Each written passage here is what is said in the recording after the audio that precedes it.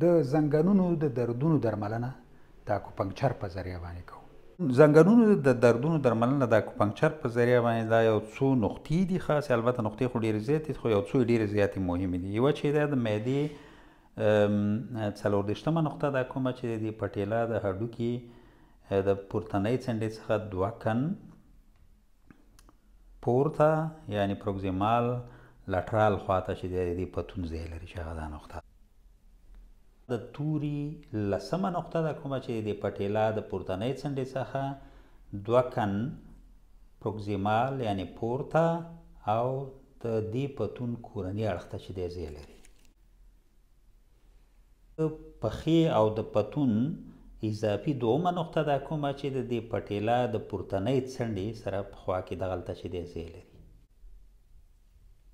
د معدې 45مه نقطه ده چې هغه د دې پټېله د دې لیګامنټ په د معدې 45مه نقطه د پټېله هډوکي د دې لیګامنټ په بهرني اړخ کې ځای لري چې دې ته د دې زنګنونو سترګې هم وایي دواړو خواو ته.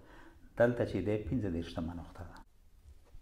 د پښې او د پتون اضافي 4مه نقطه ده، کومه چې د دې پټېله د دې لیګامنټ دواړو اړخونو ته یعنې د زنګنونو په سترګو کې کورني او بهرني اړخ ته چې دی ځای لري.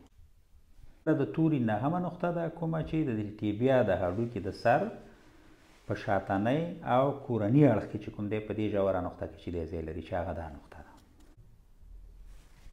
د تریخي 33مه نقطه ده، کومه چې د دې فیمور د هډوکي د دې سر یعنې په دې بهرنۍ برخه کې چې کوم دی ځای لري چې هغه دا نقطه ده.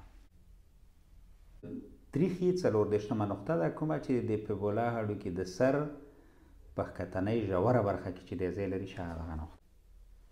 بله د معدې 36مه نقطه ده، کومه چې د پټېله د دې ښکتنۍ څنډې یا د معدې د 35مې نقطې څخه 3 کن ښکته یعنې ډسټال او د دې ټیبیا د دې څنډې څخه 1 کن لټرال چې دی ځای لري چې هغه دغه نقطه ده.